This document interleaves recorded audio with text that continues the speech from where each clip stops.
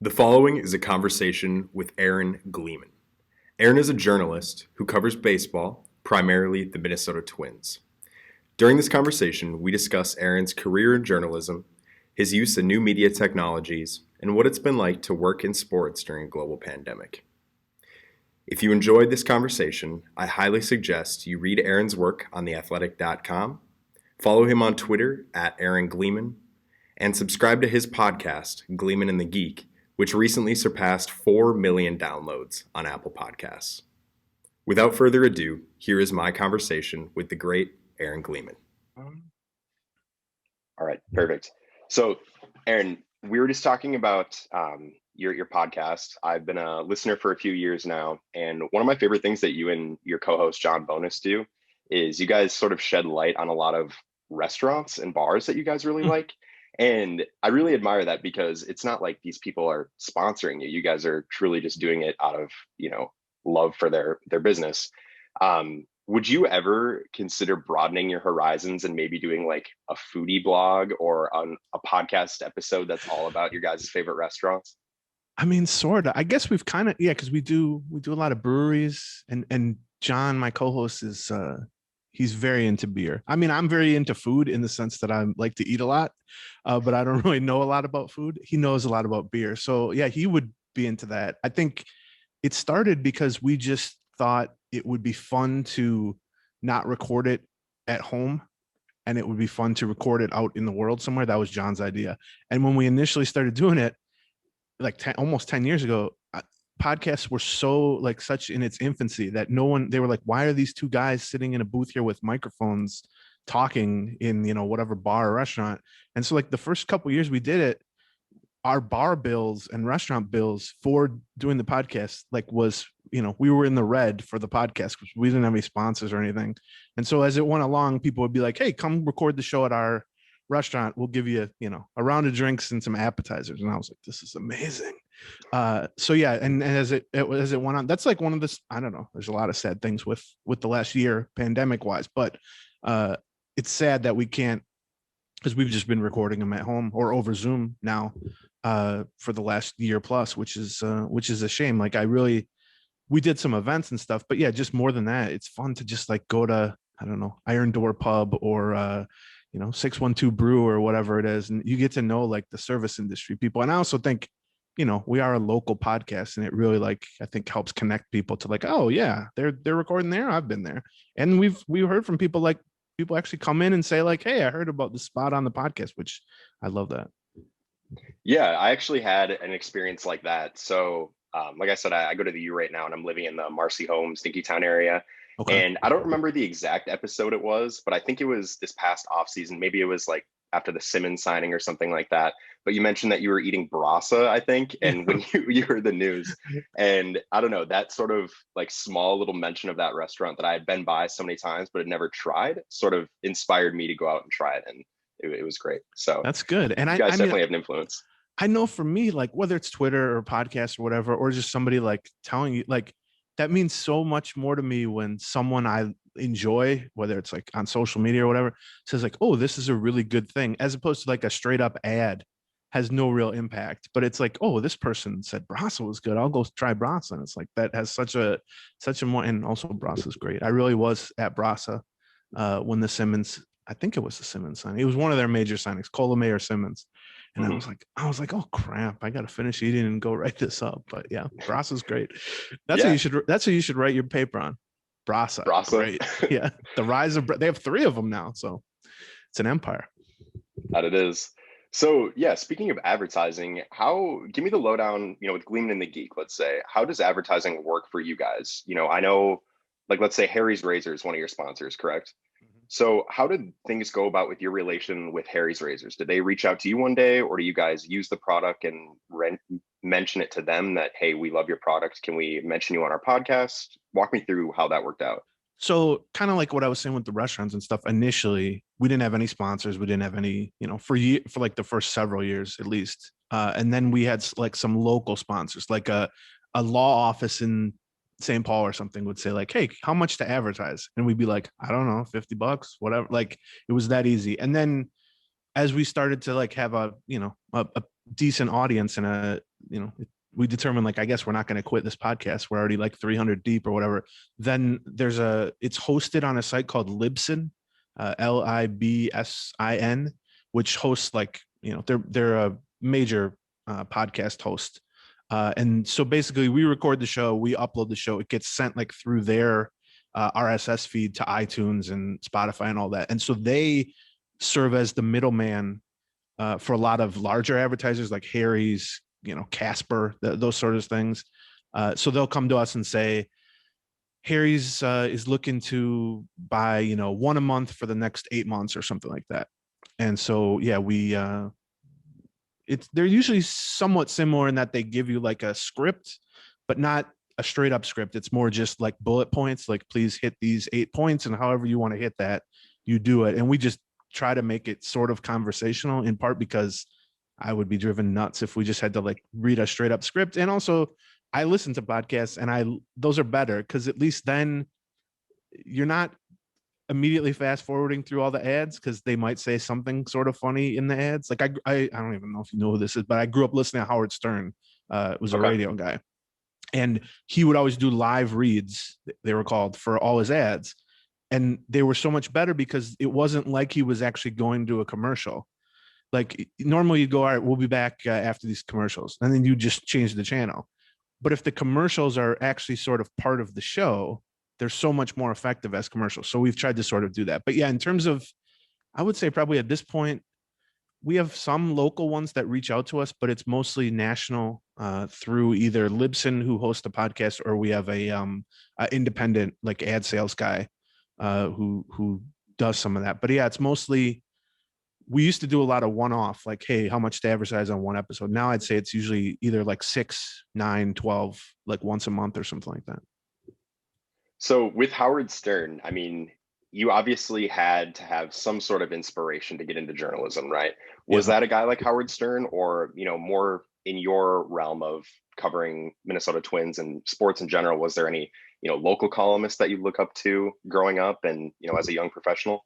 I mean, I grew up in Highland Park in St. Paul. So we got the Pioneer Press, and I would read, every word of the sports section every day before I went to school.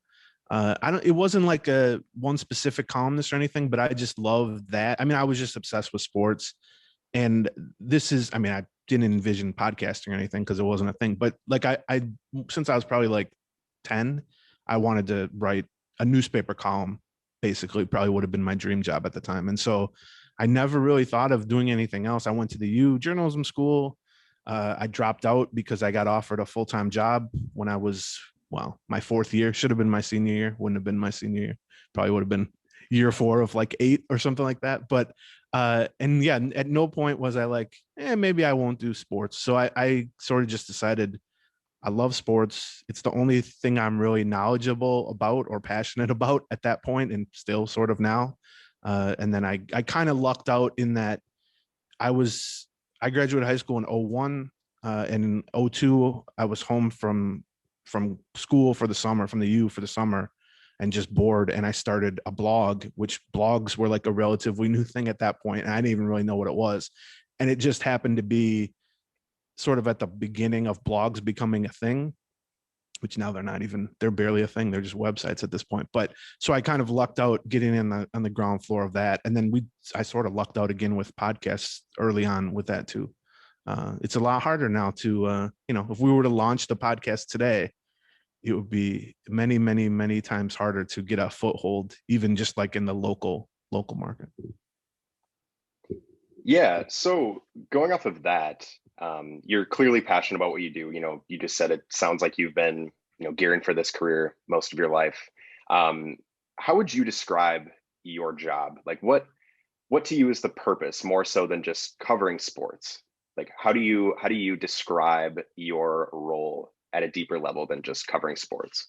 I would say when I first started writing about the Twins, when it was just from my blog, and then I got some other national jobs and stuff, it was to give my opinion on the Twins, sort of like, I've analyzed the situation. Here's what I think is the best answer to it, or, here's that. But now that I've like last year was my first year covering the team as a beat reporter, and, maybe going back 3 or 4 years before that, I started to get some access in terms of once the Twins had a new regime, basically I was able to kind of, get in touch with them and they were more open to talking to me. And once that started to happen, and then especially last year, once I joined the Athletic, I sort of, in my brain, the job turned into, I want to collect as much and as good information as I can, and then present it in what I hope is the best way for a reader to then form their opinion on it. Like, I still throw in my opinion on stuff sometimes, especially on Twitter or whatever, but I almost feel like, let me try to kind of collect all the info, synthesize it, and spit it back out in a way that the reader can, read 1,200 words instead of 1,000,000 words. And at the end of the article go, all right, I think I understand this situation a little bit better. I think, he put some context in, because I mean, obviously anybody thinks their opinion is right. And if you spend, every day of your whole life writing and talking and thinking about the Twins, you probably come to the conclusion that your opinion is definitely right about them. But also it doesn't add as much value to me. Like, I still read articles that are just like, hey, here's my opinion. And I still write those sometimes. But I would say over the last few years, definitely it's more, how can I present as much of this relevant info to the reader so that they come away from it and be like, all right, I understand the situation. I understand the Twins thinking. I understand where they went right, where they went wrong, that sort of thing. Yeah, and I really like the effort to condense things. Like you said, we all have opinions, especially sports fans, especially seem really passionate about, their team, their club. I feel like that effort to condense things is definitely key, especially for a consumer of your content. It definitely helps that, articles are 1,200 words rather than, like you said, dragging on and being millions of words. So going off of that, you mentioned that you joined the Athletic last year, and how do you sort of walk through your routine with the Twins? So how does, like, I don't know, do you work with, let's say, Dustin Morse? Does he get you in contact with the players and the manager? How does that work? Like, how do you go from you, Aaron, at your house writing to getting connected with these ball players and organization members? Like, what is the bridge? Dustin is definitely the point person. He's the main guy. And then he has an assistant named Mitch Hested at the Twins, who's been there a long time, from their communications department. So yeah, anything sort of goes through them. I really only, like, last spring training was the first spring training I went to as like a reporter, and it was shut down with like 2 weeks to go because of COVID. And then since then, we've essentially been on Zoom with no face-to-face. So the answer to this hopefully would be a lot different next year, because a lot of I got a very brief glimpse of how it works normally, at least in spring training, which is, the clubhouse opens up in the morning and people with press credentials, it's usually, 6 people maybe at spring training per day, unless somebody like, nationally, Ken Rosenthal shows up or something like that. You walk in and it's just open clubhouse for a set amount of time, usually an hour or something like that. And you can just go up to anybody, ask them a question. You can, if you want to, you can try to go through Dustin or the PR department and try to set up a one-on-one thing if you have something bigger you're working on. And I think largely the same during the regular season. Like, there's a set pregame time when a window where the clubhouse is open, and you basically have free reign of it to some extent, that you can go ask people. And then post game, the manager's always available.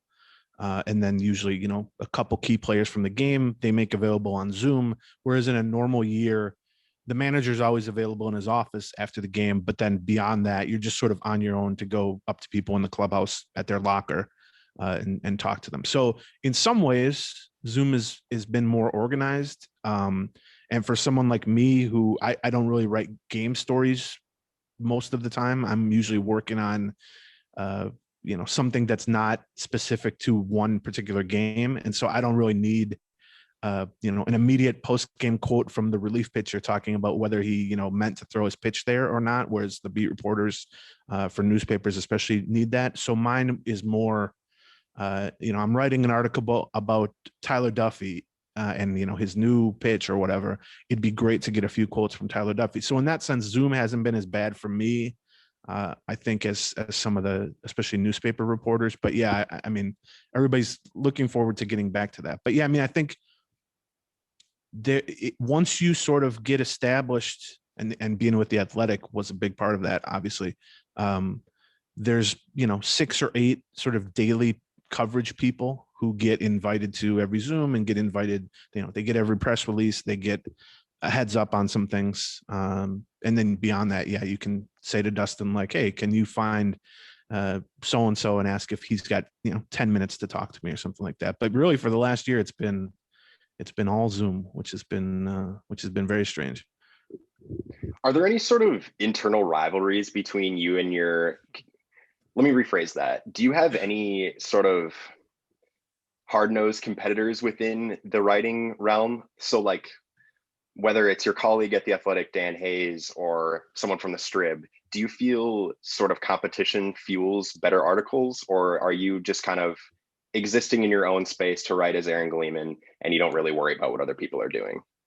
It's a little bit of both. I mean, I like everyone on the Twins beat. It's a pretty small group relative to, like, Chicago, New York, Boston, or whatever. There's 4 to 6 people usually, and I knew them all before this.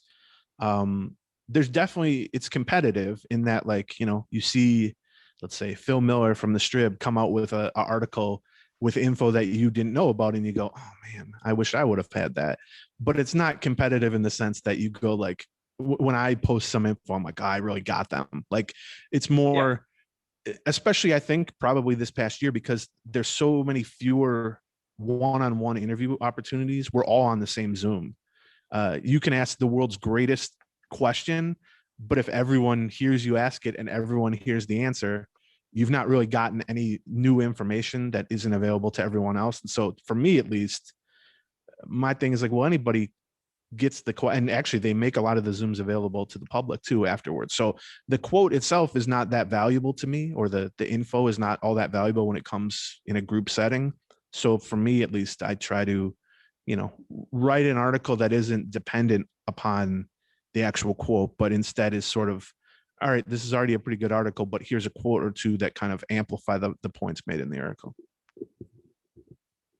Yeah, and just going off of that, one thing that I've enjoyed, and I mentioned this right off the bat, that I enjoy that you and John in particular with your podcast are able to sort of incorporate your own opinions. Obviously you mentioned that you're all about, synthesizing information and getting your opinion out there.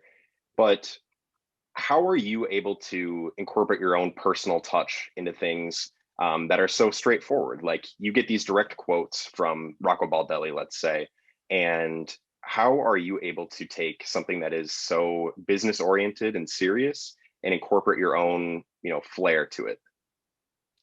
I would say, like with Baldelli as an example, he says a lot of stuff that it's technically an answer, but it's not, really much of an answer. If you say to him, hey, you guys just sent down Alex Kirilloff. Now that he's out of the mix, who's going to be the left fielder?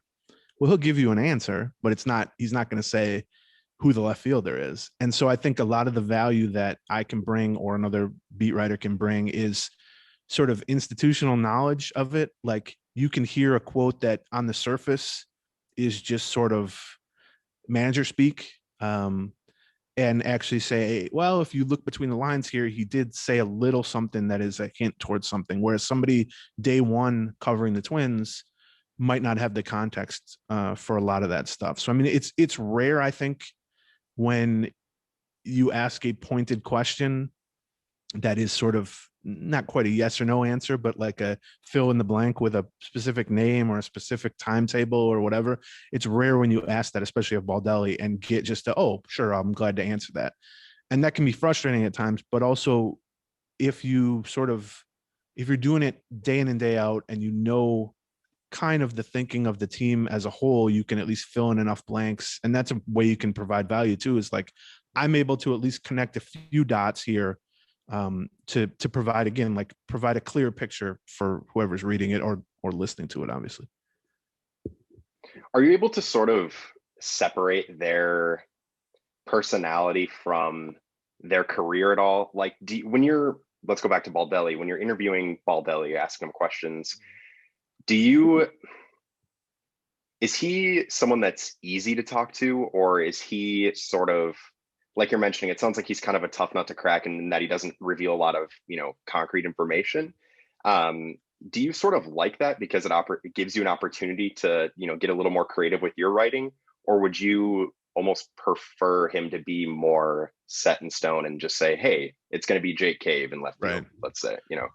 I mean, I think probably anybody in my situation would say I'd rather just get a straight up answer, like don't dance around it, just give an answer. But I mean, I will say he's easy to talk to in the sense that I think he's a genuinely good person.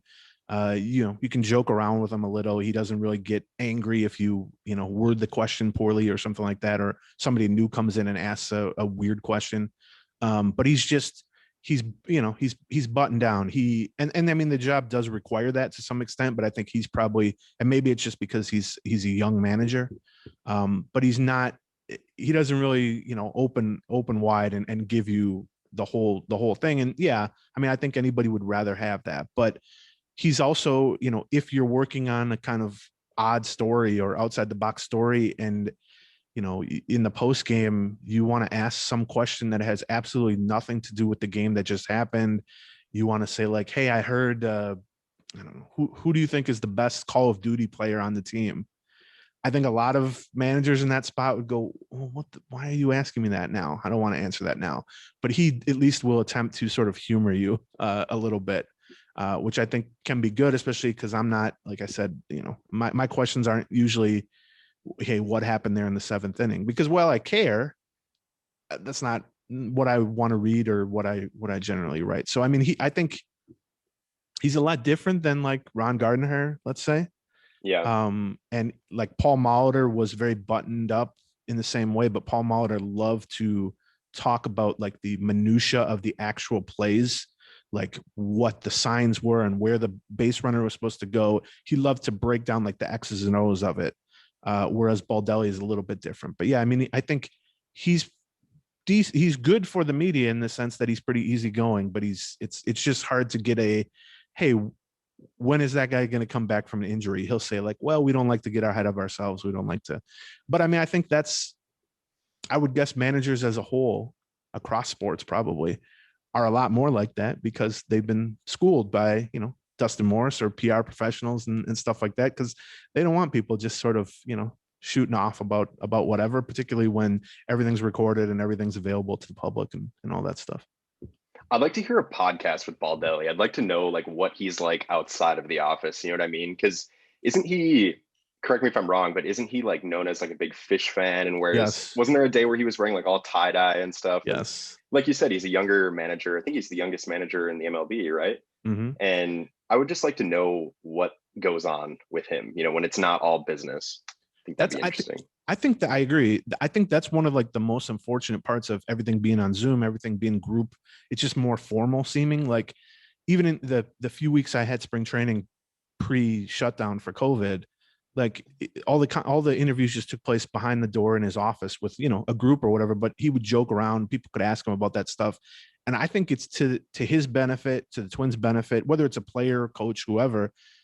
You don't want to let the public in on every detail of your entire life, but like it is a benefit, I think, to have people go, oh yeah, Rocco Baldelli, like, he's a young guy, he's pretty easygoing, he likes to joke around, he's a big Fish fan, like he's got a dog, he's got a wife, he's got whatever. I think like there should be some room for that, I think, because it's, first of all, it just humanizes people. It's just easier to go through life not trying to shield that sort of information. But I think, long term, people are going to like a player or a manager and then the team to some extent, the more they know about him. And so I think that's hopefully once the Zoom centric approach to all this, he'll be a little bit more, it's just less formal when it's not, everybody staring into their camera.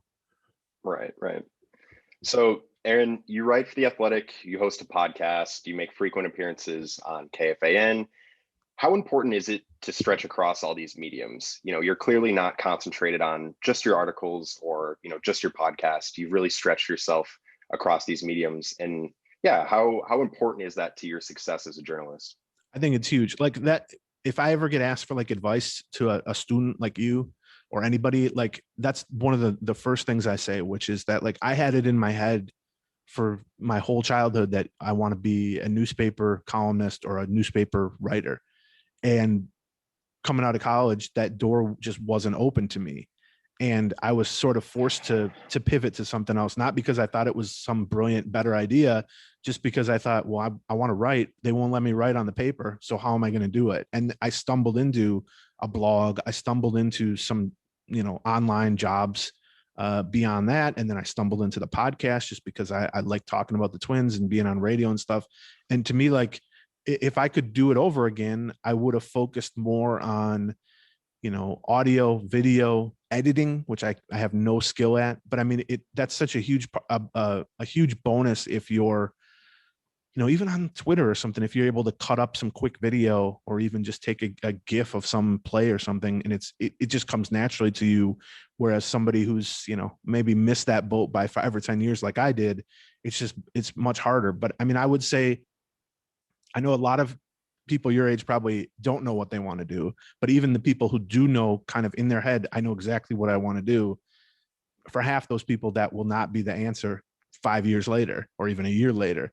And so, yeah, I would say, like, keep focusing on what you think you're best at and what you think you enjoy most and what you think that the biggest payoff can be in terms of finding an audience or making a career out of it. But if you are able to stumble your way into or set up something where you can learn a side skill or, get your feet wet in another thing. I mean, I just think that's huge, because then any opportunity that comes across, you can go, oh yeah, I've actually done some of that. I can do that, or at least I won't be completely, fish out of water with that. So, I mean, that's been huge for me. This career I have now is sort of what I envisioned, but the specifics of it are, I'm writing for a subscription website. I'm covering the team, but not as really a day-to-day beat reporter. And I'm talking about the Twins, but not always on radio. And so it's just like some of this stuff, it didn't even exist when I was thinking about it. So yeah, I mean, I think that's become well-rounded. I mean, focus on what you think you do best, but become as well-rounded as you can, I think.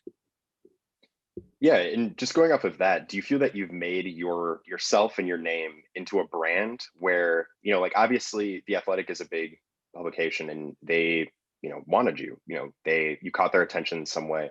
And do you feel that you've made yourself into a brand, or do you think that, let's see, sorry, I'm trying to think about Okay. how I can word this better, maybe. Yeah, I guess how much in your, we talked about how you've been able to stretch across these mediums, right? How big is marketing that?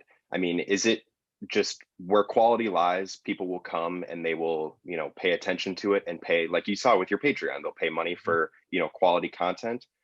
Or is it, do you feel like forced to market these things? Does that make sense? Yeah. I mean, I do think part of any job at this point, like part of my job with The Athletic, is not just to write the article, but when the article comes out, to tweet about it, to go on radio and say, hey, go read my article, or, to try to sell subscriptions for The Athletic or whatever. But I think along the lines of what you were saying, like there was a time not that long ago when it was like, oh, who do you go to for your Vikings coverage or your Twins coverage or whatever? And somebody I think probably would say the Star Tribune or the Pioneer Press or whatever, entity.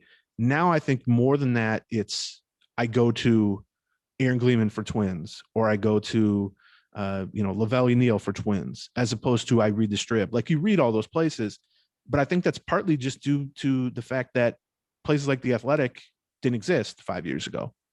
And so there isn't this institutional, like, I've always read The Athletic going back that far. And I also think there's just so much movement in terms of where people work at this point.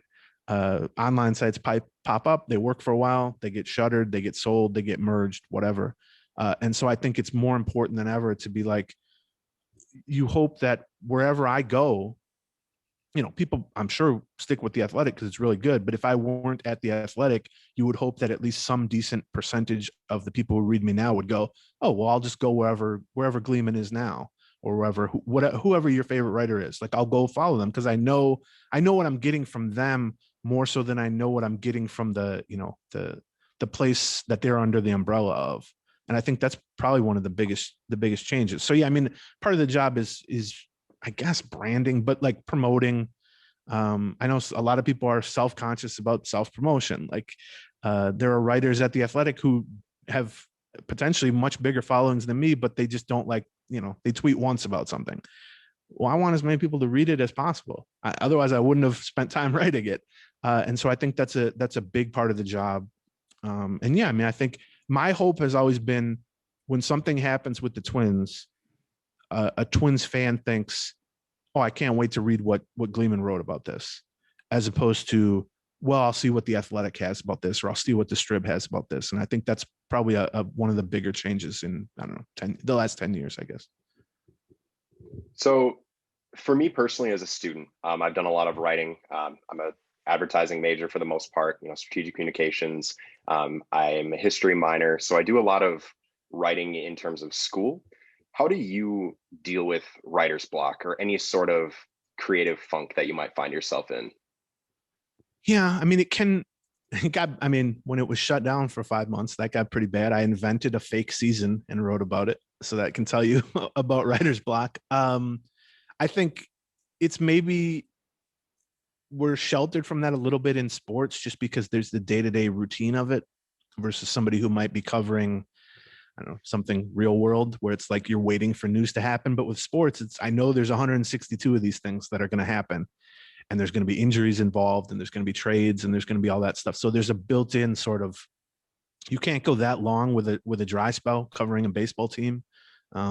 Now, to get motivated where you actually feel like, okay, this is a good topic I want to write about, that maybe doesn't always happen. But I mean, I'm lucky that in that, like, if this wasn't my job, if I like won the lottery and just retired, probably after not that long, I'd be like, well, I'll just start a Twins blog because I want to write about the Twins because I'm watching every game. And so I think that helps avoid writer's block because it's like, I'm thinking and talking about this stuff anyway. I might as well just sort of write it down. But the biggest thing that I try to do is think of what would I want to read? Like, especially in the middle of the off season when nothing's going on and there's no real news to speak of with the Twins. I think if I was sitting there right now and there hadn't been a Twins article for a couple of days on The Athletic, what would be at the front of my mind in terms of, I wish somebody would write this, or I wish somebody would come up with, 10 guys they should sign or whatever. So I think I would be more scared of writer's block if it was more, I guess, long form, or you were writing fiction or something like that. Like, to me, if you have writer's block with that, I don't know how you get around that. But, writer's block with baseball, it's just sort of, I don't know, throw a dart at the roster, whoever it lands on, write something about it. It can't be that bad. So someday, Aaron, unfortunately, your career is going to be over. And when that day comes, what will be sort of like the tell all sign that you had a meaningful career? Like, what do you want to accomplish with your career? That's interesting. I mean, I think of like people I grew up reading who have retired or stepped aside or whatever. And I always, the way I pay tribute to them, like whatever, if I say something on Twitter, I just, on the podcast, is always like, I looked forward to reading them. Like, I knew when I saw their byline, I thought, all right, this is going to be interesting, or it'll be informative or something like that. Whereas I think my goal, like the worst thing that in my mind that could happen is, I retire or I die or something, and someone goes, oh yeah, I think did he write the Twin stuff for The Athletic for like 10 years? I read some of that, as opposed to like, oh yeah, I always read his stuff, whether they liked it or not. I think that's more now than years ago. It's like, which I guess goes back to the branding or marketing, or just sort of, you can establish your own audience. But I mean, ultimately, like, I've also come to this realization is, I think, because I always say I have my dream job, and I do, but it is a job. And so I would hopefully like to, retire 30 years from now and be like, it's amazing that I got paid to do this for 40 years, and I paid bills for 40 years, and I lived in a house for 40 years, to turn that sort of passion for something into something that pays the bills. Because I mean, your track, my track, we're not becoming millionaires off this stuff, but you can live nicely, and to sort of turn that into something, I think, is sort of the ultimate reward. But yeah, I mean, I think the day I retire, if a bunch of people say like, I remember reading him and I would seek out his articles, to me is the biggest thing. Cause that's how I think of, was this a writer I liked or not, is when something happened, did I seek out their thoughts on it or their explanation of it? And I think that's probably the biggest thing. Yeah, your response there just kind of made me think of the quote, if you love what you do, you'll never work a day in your life. Do you think that's true, or do you think, maybe not so much? Because ultimately, I mean, you are working. How do Yeah. you feel about that? I mean, it's true in that my worst days of being, thinking this is a grind are probably much easier than someone in a real difficult, manual labor job or something like that. But I also think it doesn't take away the passion for something like whatever someone's passionate about. If they get a job that is just completely related to that, it doesn't take away the passion, but it sort of, I don't know, it mutes it a little bit in that, like, my passion for whether or not the Twins win a random game in June of a random season against the Royals can't be what it was when I was a kid. It just can't be, because I've seen too many of them and I know how the sausage works or is made, and and so it does turn a hobby or a passion into a job, which can be a little bit tricky and make it less enjoyable as a hobby or just a passion. But also, like, I wake up most days and I think, all I have to do today is, either write 1,200 words about the team I think about all the time, or talk into a microphone for 90 minutes with a friend of mine about the team I think about all the time. And so my hope is I never get over the fact that, like, yeah, it's a very not easy job, but it's a very easy job to sort of get through day to day. But yeah, in terms of, if you want to stop being a fan of the Vikings, write about the Vikings every day and interview everyone on the Vikings, and it'll stop you from being a fan. But I don't think, hopefully, it doesn't stop or lessen just sort of the passion for it. Were those years in the 2010s when the Twins were just bottom of the division year in, year out harder for you as a writer? Yes. And also, we had the brilliant idea of starting the podcast in August of their first horrible season in 2011, I think. And so you couldn't have picked a worse time to start the podcast. The team was terrible. Everyone stopped going to the games. And here we are. We're like, all right, we're going to launch this thing where we do an hour and a half about them once a week or twice a week or something like that. But in a way, if you can build an audience through that or maintain an audience through that, once things start to get better, it's like swinging a weighted bat in baseball. Like, the degree of difficulty is so much higher, so that when it lessens up a little, you're like, oh, now it's easy. I get to write about a team that's actually winning games. This is incredible. It's so easy now. So yeah, I mean, it's tough. Like, if you're a Detroit Tigers writer at this point, they've been bad now for several years, and they're going to be bad for several years. But I think, you have to focus on writing about prospects or writing about the future or doing stories about, history stuff. Like, there's only so much you can do about a random loss before people just throw up their hands and they're like, I can't take this anymore. Yeah, and so that era, the early Gleeman and the Geek era was a little bit before I, started following you guys. But I feel like someone like Johnny Athletic, John Krasinski, is a good example of that right Yes. now, because obviously the Timberwolves are the Timberwolves. And it seems like, even though maybe the on-court product isn't necessarily the most exciting to write about, it seems like he's been able to, kind of like what you're saying, build that audience, keep people coming to his stories, even in sort of like a dry spell for the franchise. Yeah. And I mean, it's a dry spell, but it's like a 20-year dry spell. Like, this is, yeah. But I think he's such a great example of what we were talking about earlier, and what I sort of said, I think people should, or at least I strive for, which is no one dominates a beat locally like John Krasinski. He is the authority on Timberwolves basketball, present, future, past. Like, no one knows more. No one is more connected. No one, I mean, I just think he's the best sports writer in Minnesota, just in general. But they're horrible, and they've been horrible for 90% of the time he's covered the team for a long time. I think they made the playoffs once, twice, maybe, since he's been covering them. It's been a while. And so his audience is limited by that.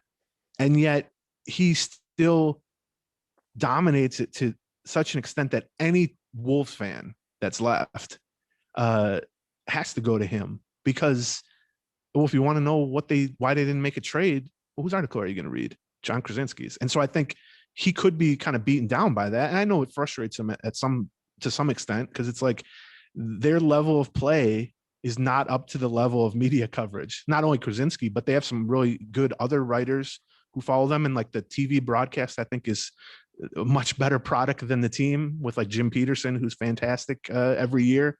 But it's like, you know, you can either let that drag you down and sort of let your work suffer, or you can just say, look, the team is what it is. I have no impact over that. Let me just cover the hell out of it the best way possible. And even if they stay horrible, there's always going to be fans. And I mean, with the Timberwolves, he's lucky in that, like, they're terrible, but there's never a shortage of drama. Like with the Jimmy Butler stuff a couple years ago, you have, I mean, just tons of injuries. They change coaches all the time. So there's opportunities to sort of find interesting topics, even if the sort of day-to-day minutia of the team is not that compelling. So as far as external forces that have had a big impact on your career, you know, we've talked about how you were sort of able to build yourself up from being a blogger, you know, having your own podcast, Patreon. How important was, let's say, your relationship with Paul Allen and being on his show? Do you think that he, you know, his platform helped your career and helped you garner an audience? Can you just talk about, you know, how important, let's stick with KFAN in general, how important that has been to you and maybe your colleagues as well, like Johnny Athletic, let's say? Yeah, it's been huge. Like, and I didn't even realize how big it would be when I first started doing it. I first went on there and did the morning show, like, I don't know, 10 years ago or something like that. And the reaction I would get from that was so much bigger than the reaction to any article I wrote. Like, you'd spend hours working on an article, and then you'd go on the morning show for 20 minutes and you'd hear from people you'd never hear from normally. And they're like, hey, I heard you on the radio the other day. Like, the reach of KFAN is just incredible, locally, but also just compared to other radio stations nationally. It's huge. And then after a couple of years of that, I switched over to PA show, and I think the sort of big step from that was just sort of becoming a regular there. Like, I'm on Tuesdays. And so it's like, well, I'm on for an hour or an hour and a half every time. And it's, you know, I think sort of what we were talking about earlier, with something happens with the Twins, and my hope is people go, I can't wait to read what Gleeman wrote. I think my hope is, whether you're a K-fan listener or just a Twins fan who's going to tune in, my hope is that they go, oh yeah, Gleeman's going to be on at 11 for an hour. I'll tune into that. But I mean, it's huge. I mean, in terms of, I wouldn't say so much in terms of like promoting a specific thing, like, because it's radio, there's no links to click. It's tricky for them. There's a couple steps involved to get them from sitting in their car on a commute to reading the article on The Athletic. And so that can be tricky. But I think the goal I have there is, like, even if nobody had ever read your stuff, try to be compelling on radio so that they think, all right, this guy's pretty smart. He knows what he's talking about. Where does he write? And then, you know, you can sort of, that's the bigger step to get them to cross over with that. And so, yeah, I mean, that's been huge. I mean, I think people, even locally, underestimate the monster that KFAN is, just in terms of being able to help you promote stuff, get the word out about stuff. And also, I mean, there can be a negative too, which is that, like, you know, if the common man goes on a rant about the Polad pocket protectors for an hour, the comments of my next article that mentions payroll will be talking about Polad pocket protectors and talking about why don't they spend more money. And so you definitely learn very quickly, like, where's this coming from all of us? And it's coming from KFAN, good or bad. But yeah, KFAN is huge. And then I think gets back to what we were talking about earlier, which is that, like, I grew up as a kid, like, listening to talk radio and sports radio. And I mentioned Howard Stern, but just, you know, syndicated shows and all that stuff. But I never really thought, well, I'll be on the radio at some point. And I remember being so nervous when I first went on there, whether it was the morning show or PA, because I had no training in that. Now you learn, you don't really need training, you know, you just talk. Everybody can talk, and you get better at it. But I mean, I think that's an example of, like, if not, I didn't learn radio before I tried it, but at least be open-minded to, if someone says, hey, do you want to try this? Do you want to be a guest? I think probably the first time they invited me on, I was like, no, I can't do it. I've never done it. I'll be horrible. People will laugh at that, but be open-minded to it. And maybe you are horrible, in which case you can reevaluate and say, all right, I did that once, not again. Or you might be decent. They'll ask you back. And then 8 years later, you've been on the show, you know, 1 million times, and people know you almost as much from that as they do from the sort of, quote unquote job that you have. Sure, sure. Yeah, speaking of trying new things in media, can we expect any Aaron Gleeman TikToks this season? Oh God. Uh yeah. I promote, like, I joke about John Bonus's TikTok because it's absurd. He's 100 years old and he has a face for radio and he's doing TikToks. But I would like to see him.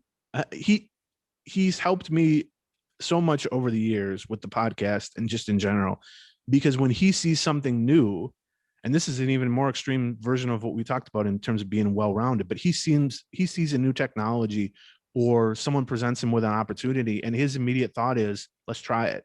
And my immediate thought a lot of the times is, no, I'm not really cut out for that. And so he's pushed me to do that type of stuff. And I sit here today and I go, well, I would never be on TikTok. Nobody needs to see my face. I don't really want to add anything for 30 seconds. I don't even necessarily know that he's amazing at it yet, but I felt that way before with projects he's done, including the podcast. And then a year or two later you go, oh, it's a good thing you started doing that. So, I mean, I think that is a prime, I forget how old he is actually, but if a 50 something year old John Bonus, being the way he is, can say, I'm going to start TikTok, and probably my own podcast co-host is going to relentlessly make fun of me, but I'm going to continue to do videos, and who knows if anybody will watch it or listen to it or whatever.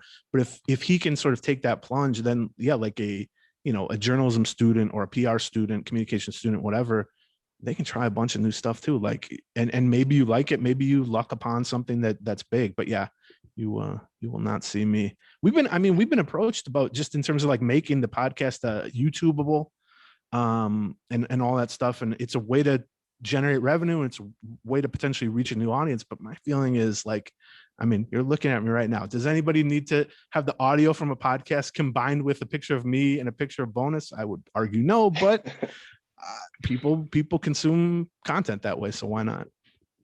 So speaking of that, one thing with people, especially my age, I'm 22, and a lot of people my age, it seems like the NBA in particular has really become more popular due to the internet. Mhm. I feel like, and maybe you have a different opinion on this, but I feel like baseball is sort of lacking behind in a little way, especially compared to the NBA, with their personalities, the highlight clips on Twitter. It just seems much more formed to the internet. In your work, do you feel like you can maybe sort of bring that to baseball? Like we were just talking about, potentially doing a video format for the podcast. Do you think that you could maybe use that idea as a way to promote baseball in the way that basketball is being so, glamorized in internet culture? First of all, I completely agree with you about the NBA versus baseball. Like, when something exciting happens in an NBA game and you're on Twitter, 45 seconds later, people are passing around the video, passing around a GIF of it, talking about it. And in baseball, that can happen, but baseball will like literally file a copyright claim a lot of the times and have video taken down or limit, your access to things. And also just their site is so much worse in terms of providing media that people can use for their own content. And I think probably their explanation is that they want to protect their, property rights and all that, basically. But I think that's incredibly short-sighted. Like, if somebody hits a home run or there's some, benches clearing brawl or whatever happens, you want to make that as, not only do you want to get that out from your own accounts, like the MLB accounts or whatever, and the team accounts, you want to just make it as available as you can for anybody who wants to turn it into something. And I mean, there's a fine line. You don't want someone taking a 3-hour broadcast and just remaking it as their own broadcast, but like clips and highlights, and especially things that show the personality of players and managers and stuff like that, I think is just so often missing in baseball. And that's one of the biggest things I wish they would get better about is don't try to protect people, or don't try to block people from essentially taking your product and doing free PR for you. Like, that's so much of the NBA reach is just people who don't get paid a dime going on social media or going on whatever, creating shows around it and being like, here was this. I mean, like, think about the Anthony Edwards dunk he had against Toronto like a month ago or whatever. It was an amazing dunk. 5 minutes later, people had turned that into, a memes There were videos about it. People had they were quote tweeting every picture and talking about it. The baseball version of that, an hour later, you click on some tweet that had the photo and it'll say like, this image has been taken down by the rights holder or something like that. And I just think that's just such a backwards way of thinking. And then lastly on this, like you mentioned like what I can do to sort of combat that or get the word out for stuff. I definitely, if we're on some boring Zoom interview and someone says something funny, that's the stuff I tweet about, because it's like, okay, Rocco Baldelli said, he's hoping so and so throws 75 pitches tomorrow. Well, okay, but whatever. But if he says something about a Fish concert that he went to, or if he says, some joke, or they say some behind the scenes thing, I feel like that's the thing that you can actually provide to the reader or the listener, that they go like, all right, that's something I couldn't get anywhere. And the fact that they can't get it anywhere, I think, is very specific to baseball, just in terms of them blocking people from kind of seeing stuff that could help the sport grow a little bit. Yeah, I feel like Anthony Edwards is a really good example of that, because it seems like half of his interviews he does with Marty Gellner there was one last night that went viral. And I just feel like if baseball were to exploit that with maybe someone like Tatis or, Shohei Ohtani, anyone like that, to sort of promote their brand, I think it would be extremely beneficial, just to kind of see these people in having fun. Baseball is, ultimately a game, and it shouldn't just all be about, business, I guess. To show the personality of these players, I feel like would be great for growing the game. And I mean, we have some here. I mean, you can probably speak to that more than me, but it seems like, for example, like a fan favorite here is La Tortuga, Williams Astudillo. And there was a video, I don't know if you saw it yesterday, but Dustin Morse tweeted a video of him and Kenta Maeda talking about how people should buy tickets. I just feel like stuff like that would be so much more effective at growing the game and, kind of fostering an audience. And I don't know, I would just like to see more of it. So I completely agree. And I think the Twins are actually pretty good about that. And I mean, I'm not in a position to give advice to people in the communication or the PR track or whatever, but I will say that Dustin Morse and the Twins video team and the Twins photography team and all that stuff, they do seem to be pretty good at that. And they realize that, yes, we need, or we want, media outlets like the Athletic or the Star Tribune or the Pioneer Press or whatever to disseminate our information, to tell stories about our team that generates interest. But I think they also realize, like, Dustin will just do a video once a week where he, somebody just follows him around with an iPhone camera probably, and he says like, I'm going to take you behind the scenes in the weight room, or I'm going to take you to the cafeteria, or I'm going to interview, like you said, I'm going to shoot a quick little cute video that takes 2 minutes of, Kenta Maeda and Williams Astudillo.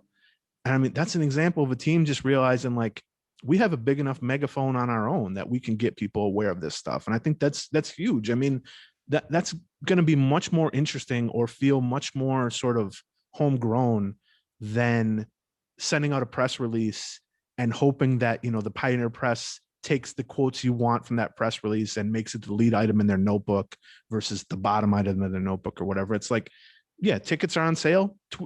Make a clever tweet about it, and it'll get seen by many more people than sending 50 press releases to somebody. Definitely. All right, so Aaron, you've been great. I will wrap things up here. I want to be respectful of your time, but before I let you go, I want to ask you some rapid fire questions. Okay. So don't think too much about this. Just give me kind of your gut reaction and a quick explanation, and we'll just kind of go from there. Will Joe Mauer be a Hall of Famer? Yes. I think it will take a while. I think he will get more support outside of Minnesota than he gets in Minnesota, which is sort of sad. Yeah, I agree. I feel like his numbers are way too good for him not to be in the Hall of Fame, especially when you look at that era where he was the best catcher in baseball. It seems like it'd be hard for him not to be in the Hall of Fame. But if he can stay on the ballot for another 9 years, I can vote for him. So that's one vote he'll have that will push him towards the Hall of Fame, because it takes 10 years of BBWAA to get a Hall of Fame vote. So that's a big part of it too, is sort of the changing voter base is getting younger and more aware of stuff that would probably paint Mauer in a better light. All right. So today, on March 26th, if you had to say which out of the core 4 Minnesota sports teams will be the next one to win a title, who would you put your money on? boy, I would have said the Twins 2 months ago, but now I wonder if it's the Wild. I mean, it's definitely the Twins or the Wild, I think, at this point. Yeah. It's not the Timberwolves. Um, and I would probably bet on the Lynx, by the way, winning like 3 more titles before anybody else wins another title. But yeah, I guess I would make the Twins slight favorites over the Wild. But I don't know that much about hockey, so it's possible I'm underrating the Wild a little bit. Okay. So let's take the 2000s and the 2010s, or I guess 2020s now. But game 7, both these pitchers have full rest. You can either go give the ball to Johan Santana or Kenta Maeda. Uh-huh. Who do you give it to? Johan. I mean, he's Yeah? my favorite pitcher of all time. He played a huge part in me building an audience because I just had a blog and he was in the bullpen and he would make the occasional start and he would be amazing. And I would just write these articles that said free Johan, put him in the rotation. And then he became incredible. I mean, Kenta Maeda is a really great pitcher, but I think Johan, pound for pound, start for start, is the best pitcher in the history of the Twins for sure. Okay. All right. And if you had one brewery recommendation for me, like let's say, hypothetically, let's say after this, I have some time off, I'm going to go grab a beer. What place would you recommend within Minneapolis for me to go to? This is tricky because I haven't been to a brewery in like a year plus. I will say I'm not a huge beer drinker, so my opinion of beer should be taken with a grain of salt. But just in terms of the people there being incredibly nice and the actual place being incredibly nice, I like 612 Brew in Northeast. We've done probably, I don't know, 40 podcasts and 5 live events there, and they're always super nice. They're fans of the show. But yeah, I mean, I'm trying to think. I'm leaving a bunch out, but Lynn Lake Brewery in Uptown is really good, especially in the summer. They got a great rooftop, and Heard they have good burgers there. yeah, I haven't been there since they got food because they used to just have, you could order pizza like from across the street or whatever. But yeah, so 612 Lynn Lake. I don't know. I'm leaving off a bunch that would probably be mad, but there's so many good breweries. I wish I liked beer more. I don't dislike beer, but I wish I liked it as much as John Bonus, although I think probably no one likes beer as much as John Bonus, really. Have you been to Dangerous Man? Yes, but only one. We didn't do a show there or anything. But yeah, I know people love it there too. I know meets Paul Lambert from K-Fan loves it there and thinks very highly of them. So yeah, there's so many. I mean, you asked earlier about like the level of competition between like beat writers, and I thought there would be like this huge level of competition between like brewery owners or brewers or whatever, and there is, but like their overall feeling is the more the merrier, and the more people into craft brew in general, the better it will be for each individual place. And that changed my whole kind of way of thinking about like, oh, you're at 612, you must hate Dangerous Man, or you must hate, what other one. They're always like, no, we want more people, not drinking Coors Lights. We want more people realizing that craft breweries are the way to go.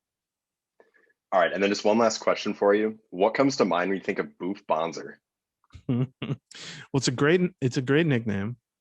Wait, that's not his real name? No, John is his real name, I think. Oh, that's so disappointing. You'll have to you can fact check that for me. All right.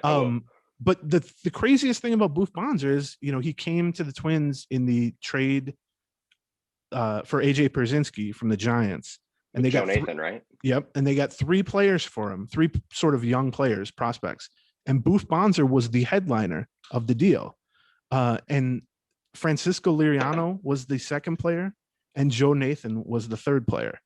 And so like Boof Bonzer is a complete afterthought, but the day they made that trade, people were like, oh, Boof Bonzer is a very highly rated prospect. He's going to get it done. And so, I mean, it shows the unpredictability of baseball a little bit. But more than that, great name. And also he just looks like a guy named Boof, like just facially does. Body type. It's like, it's a perfect match, I think. Yeah. And he's a pitcher, so it worked out. Yep. All right. Well, Aaron, thank you so much for taking the time to talk to me today. I really do appreciate it. Yeah, I definitely will keep in touch with you in terms of, if I end up posting this or not. But yeah, thank you very much for everything you gave me today. Yeah, you're welcome. This was a pleasure. Anytime. Perfect. All right. Well, you take care. See ya.